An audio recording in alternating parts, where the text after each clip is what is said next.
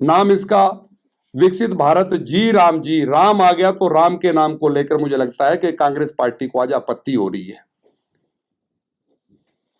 ये एक ऐसी पार्टी है जिन्होंने प्रभु श्री राम के जन्मस्थली अयोध्या पर राम मंदिर का निर्माण हो, इसका भी विरोध करते आए। कश्मीर से धारा 370 को समाप्त नरेंद्र मोदी की सरकार ने किया, इसका भी इन्होंने समय समय पर विरोध किया।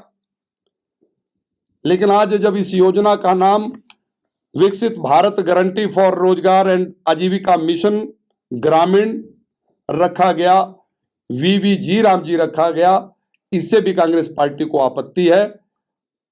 और मैं देश के यशस्वी प्रधानमंत्री नरेंद्र मोदी जी का, उनकी पूरी कैबिनेट का धन्यवाद करना चाहता हूं कि आज आप ने मनरेगा में सुधार करते हुए जो नए एक्ट को आप लेकर आए हैं, निश्चित तौर पर देश की जनता को इसका लाभ होगा।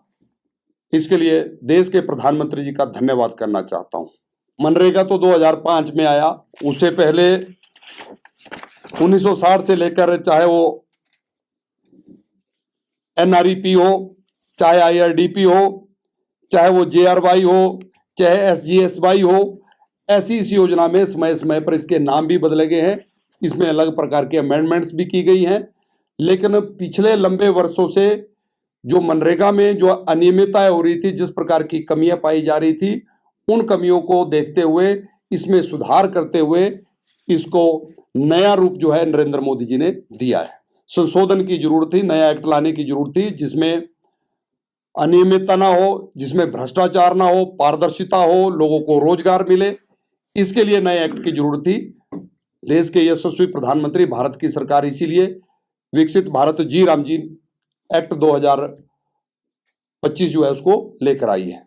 और निश्चित तौर पर भारत की सरकार ने मनरेगा में जो खामियां थी, जो कमियां थी, उसमें सुधार किया। और जैसा मैंने कहा कि ये कह रहे हैं कि मोदी जी मनरेगा को बंद करना चाहते हैं, हमने इसके भी आंकड़े आपको दिए कि जब यूपीए की सरकार थी तो कितना पैसा इस पर खर्च हुआ, और जब मोदी जी की एनडीए की सरकार आई तब उसमें कितना इजाफा जो है किया गया है। इस विकसित भारत जी राम जी में रेशो जो है वो 60-40 की रेशो जो है पूरे देश के लिए रखी गई है। 60% केंद्र देगा, 40% प्रदेश देगा। लेकिन हिमालय रेंज के जितने भी प्रदेश हैं उसमें हिमाचल भी आता है, और नॉर्थ ईस्ट को विशेष तौर पर नरेंद्र मोदी जी ने हमें सहायता दी है कि 90-10 की रेशो में 90% इस योजना में केंद्र देगा, और मात्र 10% जो है एक टोकन मनी के रूप में प्रदेश को खर्चा करना होगा। हिमाचल आपदा के दौर से गुजर रहा है और इस मनरेगा में इंफ्रास्ट्रक्चर पर जोर दिया गया है। इससे पहले मनरेगा में इंफ्रास्ट्रक्चर पर जोर नहीं दिया जाता था, लेकिन विकसित भारत जी राम जी में के आधारभूत ढांचा वहां पर खड़ा हो, इस पर जोर दिया गया है।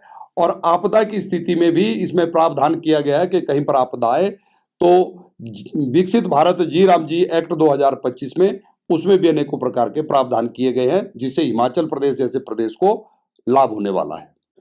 मुझे लगता है कि कांग्रेस हमेशा, चाहे आपदा आए, चाहे दुर्घटना हो, चाहे भारत सरकार कोई योजना लेकर आए, समय समय पर उसमें राजनीति करती रहती है। आज अगर सिरमौर में इस प्रकार की दुर्घटना हुई, वहां पर लोगों की जानें चली गई, बहुत से लोग घायल हुए, भारतीय जनता पार्टी उन परिवारों के प्रति संवेदना प्रकट करती है। भारतीय जनता पार्टी उन परिवारों के साथ है। और इसीलिए जैसा मैंने कहा कि देश के यशस्वी प्रधानमंत्री नरेंद्र मोदी जी ने जो परिवार जहां पर जिनकी इस दुर्घटना में मृत्यु हुई है, उन परिवारों को तुरंत 2-2 लाख देने की बात कही है। हालांकि जो लोग चले गए उसकी पूर्ति नहीं हो सकती, लेकिन मदद के रूप में मोदी जी ने उनको 2 लाख रुपए देने की घोषणा की। और जो घायल हुए हैं उनको, उनका जल्दी वो स्वस्थ हो और उनको 50-50 हजार रुपए देने की भी देश के यशस्वी प्रधानमंत्री जी ने घोषणा की है। मुझे लगता है कि ये इस बात का प्रमाण है कि भारतीय जनता पार्टी का नेतृत्व, चाहे वो प्रदेश का हो, चाहे वो केंद्र का हो, हर ऐसी विकट परिस्थिति में देश की जनता के साथ है। जैसे जैसे चुनाव नजदीक आएंगे, प्रदेश के मुख्यमंत्री जी को, कांग्रेस के नेताओं को अब इन सारी बातों की याद आ रही है। मंडी एयरपोर्ट को लेकर जिस प्रकार से पूर्व की जयराम जी की सरकार आगे बढ़ी थी, 3 वर्ष आप पूरा प्रदेश जानता है कि मुख्यमंत्री जी उनकी सरकार द्वारा कहा गया कि यहाँ पर एयरपोर्ट बनाने की कोई संभावना नहीं है।